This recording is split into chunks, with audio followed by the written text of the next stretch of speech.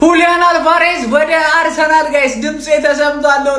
ፍሪ ሁሊያን አልቫሬዝ ያልኳት ቪዲዮ አመርቂ ውጤት እያሳየች ነው። ፋብሪዚዮ ሮማኖ እንደምትመለከቱት ብሬኪንግ ኒውስ ብሎ እንዳወጣው ከሆነ የአትሌቲኮ ማድሪድ ዳይሬክተር ለንደን ተገኝቶ ጋይስ ሁሊያን አልቫሬዝን ዝውውር በተመለከተ ከአርሰናል ጋር ተነጋግሯል እየተባለ ነው። ክለባችን አርሰናል ለሁሊያን አልቫሬዝ የሚያስፈልጉትን ነገሮች በአጠቃላይ አትሌቲኮ ማድሪድም እንደሚፈልግ ጠይቋል። ይህን ዝውውር ነቃ ደንገጥ ብለን እንመልከተው ጋይስ።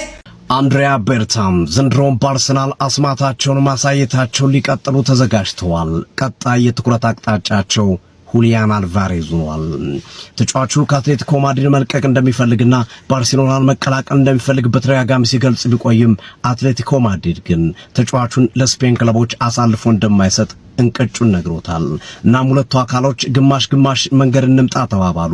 ጁሊያን አልቫሬዝ መልቀቁን እሺ ልቀቅ እና ነገር ግን ወደ ባርሴሎናና ወይም ወደ ስፔን ክለቦች ይሄዳሉ የሚለውን ሐሳቡን ሰርዘ ለተቀናቃኞቻችን ሳይሆን ለሌላ ሊግ ክለቦች እንሽጥህ የሚል ሐሳብ አቀረቡ።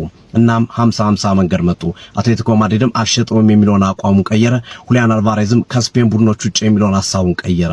እናም አትሌቲኮ ማድሪዶች ለፓሪስ ሰን ዠርመንና ለአርሰናል ለመሸጥ ተጫዋቹን ተዘጋጅተዋል። ፓሪስ ሰን ዠርመን ብራድሊ ባርኮላን አለቀውም ማለቱን ተከትሎ የጁሊያን አልቫሬዝ ዝውውር ከናካቴው ቶታል ተብሏል እና ብቸኛው ከውጪ ወይም ከስፔን ሊግ ውጪ ያለው ክለብ አርሰናል ሆኖ ቀርቧል የተባለው። አትሌቲኮ ማድሪዶች ለዝውውሩ 100 ሚሊዮን ፓውንድ የሚፈልጉ ሲሆን አርሰናል 90 ሚሊዮን ፓውንድ ለማቅረብ መዘጋጀቱን የመረጃ ምንጮች እየዘገቡ ይገኛሉ።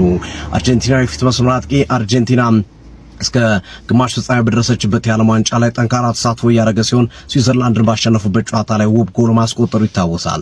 ጁሊያን አልቫሬዝ በቀጣይ ጊዜያቶችም እንግዲህ በግማሽ ፍጻሜው እና በፍጻሜው ከደረሱ እንደሚደምቅ ይጠበቃል። ጁሊያን አልቫሬዝ የተጫዋች በጣም ቨርሳታይል ነው። የ9 ቁጥር ተጫዋች ነው ይጫወታል።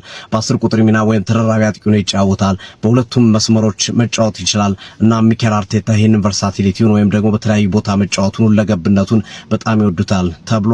አርሰናል ምናልባት እንግዲህ የመስመር ተጫዋች እንደ ባርኮላ፣ ቪኒሲየስ ጁኒየር፣ ራፋኤል ሊያው አይነት ተጫዋቾችን ትቶ ጁሊያን አልቫሬዝ ላይ ብቻ ትኩረቱን እንደሚያደርግ ይጠበቃል። የሞርጋን ሮጀርስ እና የብሩኖ ጊማሬሽ ዝውውርም በጥሩ መንገድ እንደሚገኝ ተረጋግጧል።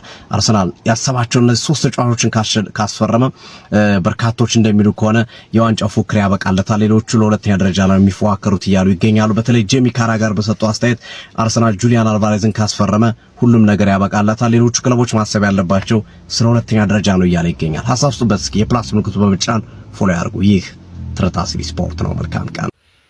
ሁሊያን አልቫሬዝ ወደ አርሰናል ጽድት ያለ መረጃ ይዤልህ መጥቻለሁ ሀቢቢ ከፋብሪዚዮ ሮማኖ። እንግዲህ በትናንትናው ዕለት በክለባችን አርሰናልና በአትሌቲኮ ማድሪድ መካከል ቀጥተኛ የሆነ ንግግር በሁሊያን አልቫሬዝን በተመለከተ ቀጥተኛ የሆነ ንግግር አድርገዋል ብሏል ፋብሪዚዮ ሮማኖ። አሁን የሚጠበቀው አልቫሬዝ ወደ አርሰናል መምጣት ይፈልጋል አይፈልግም በሚለው ጉዳይ ነው። እሱን በተመለከተ ደግሞ ማርካ ዛሬ ሁሊያን አልቫሬዝ ዛሬ ውሳኔውን ያስተላልፋል። አትሌቲኮ ቤት ይቆያል ወይ ደግሞ ወደ አርሰናል ይሄዳል አይሄድም የሚለው ማለት ነው።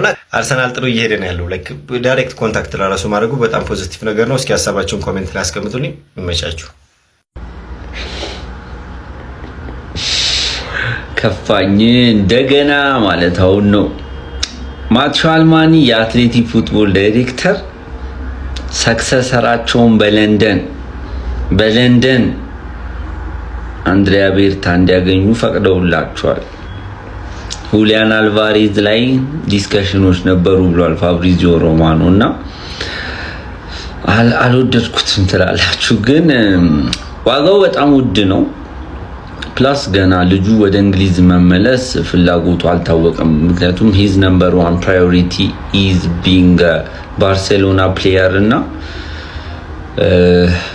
ግን አይታወቅም እስከ ሴፕቴምበር 1 ምን እንደሚፈጠር። ግን ስቲል ዲስከሽኖች ነበሩ እና አትሌቲ ለባርሳ ከሚሸጥ ለአርሰናል ቢሸጥ ይሻላል። ፉል ሌክቸር ማርጋይ ረሳ ይመቻችሁ።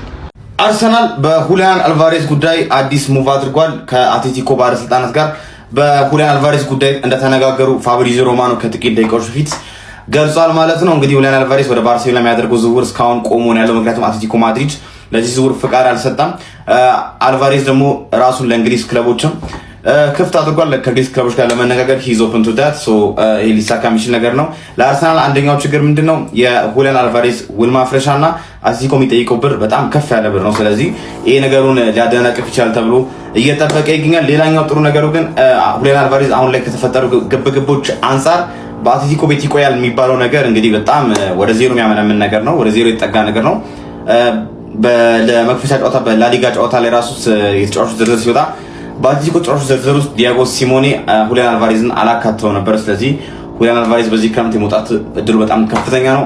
ወደ አርሰናል ቢመጣ ምን ይመስላችኋል?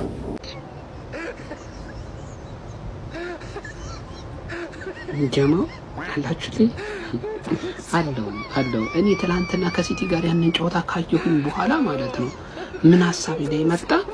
እነዚህን 3 ተጫዋቾች እንደምንም ብለን ማለት ነው ገቢ ብናደርጋቸው በቃ እንደምንም ብለን ማለት ነው ሌሎች የፕሪሚየር ሊግ ክለቦች አንጫወትም ይሉን ይሆናል እንዴ? አንድሪያስ ቤርታ ደግሞ እንደምታውቁት ባለቀ ሰዓት ተጫዋቾችን አፈፍ ማድረግ ታውቁታላችሁ። ልምዱ ነው እስከ መጨረሻው ጥግ ድረስ ወስዶ ማለት ነው። እስቲ ሌላ ክለብ ደጋፊዎችን ኮሜንት ላይ ነገሩ ትጫወታላችሁ፣ እናስፈርም፣ ሀሳባችሁን ነገሩኝ። እኔ ትናንት ሲቲ ካየሁት በኋላ እና አርሰናልን ጉድለት አየሁበት። አርሰናል ላይ የምር በቃ እነዚህ 3 ተጫዋቾች ያስፈልጉናል ብዬ አስቤ እኮ ነው ጀምሮ። እስቲ ሀሳባችሁን አካፍሉኝ። እነዚህ 3 ቀባር ገን ብንጨምር ይደብራችኋል? እንዳይደብራችሁ ፕሊዝ ሀሳባችሁ። አትሌቲኮ ባርሴሎና አድሩት ልጅ እንዴ ምንድነው እንዲህ አትሌቲኮ ግን ልጅሬት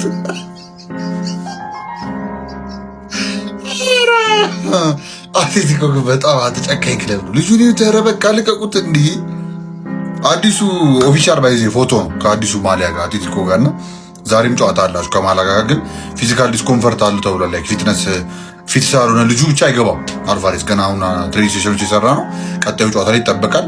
ሴሬዞም የአትሌቲኮ ፕሬዚዳንት የታወቀ ነገር ነው። ከሜይ ጀምሮ ነው ባርሴሎናዎች የሚያውቁት። ዝም ብሎ ነው ሲያታግሉ የነበረው። ከእንደገና ደግሞ አልቫሬዝም እንግዲህ ያው ደጋፊን ለማሸነፍ ጊዜ ይፈጅበትም ብዬ ተስፋ አደርጋለሁ። በሁለት ጨዋታ ያሸንፈዋል ሲል ተናግሯል። ግን አልቫሬዝ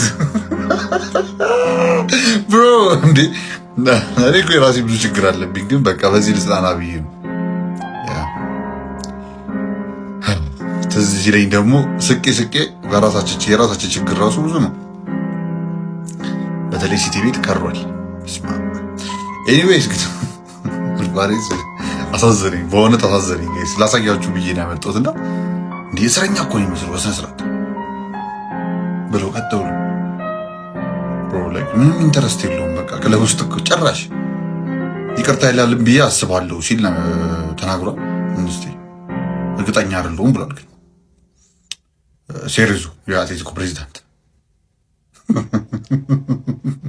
አረ በጣም ፎቶ ነው ያስቀኝ። በእናታችሁ በሁለት ቀን የመሳቂ ገና ዛሬ ያ አልቆለናል። ኤኒዌይስኛ ኧረ አትሌቲኮ መገገም ታውት እንጂ ልጁ ጁሊያን አልቫሬዝ አባቴ ሊያብድ ነው። እዚህ ጋር አርሰናል ይፈልገዋል። አርሰናልን እግር ብላ ብሎ ባርሳ ነው የሚፈልገው። ጀለስ እውነት ነው። እግር ብላ የሚባል ነገር ነው የሚጠይቀው ከአርቴታ። አርቴታው ላይ ትደውላለች ማለት ነው። እግዚአብሔር ይሄ ፋብሪዞ ነው ያለው አይደለም። ማን ነው 4-3 ነው ያለው። አርቴታ ይደውላል። ኧረ እባክህ እኔ ባርሳን ነው ፈልግ ጥርቀም። ባርሳ ደግሞ ተከለከለ። አትሌቲኮ ከባርሳ ውጪ እሸጠዋለሁኝ አልቫሬዝ ነው የሚለው። አልቫሬዝ መሀል ቤት ሊያብድ ነው። እባካችሁ የቀድሞ ተጫዋችን አታሳብዱት እና ሲጮት ማየት ይፈልጋል። አርሰናልም ሆነ ሌላ ቦታ ሄዶ ይጮት። ትልቅ ፕሌየር ነው። ትልቅ ክለብ ነው የሚገባው። እንደ አትሌቲኮ የዋንጫ ጥማት ያለበትና ዋንጫ ዘላለሙን የማይበላ ቲም ውስጥ መቀመጥ የለበትም። ሀሳባችሁን ኮሜንት ላይ አስቀምጡልኝ። የሲቲ የአርሰናል ደጋፊዎች ይህን ቪዲዮ ኮፒ ሊንክ፣ ሪፖስት፣ ፎሎ ማድረጋችሁ እንዳረሱ። ይመቻችሁ።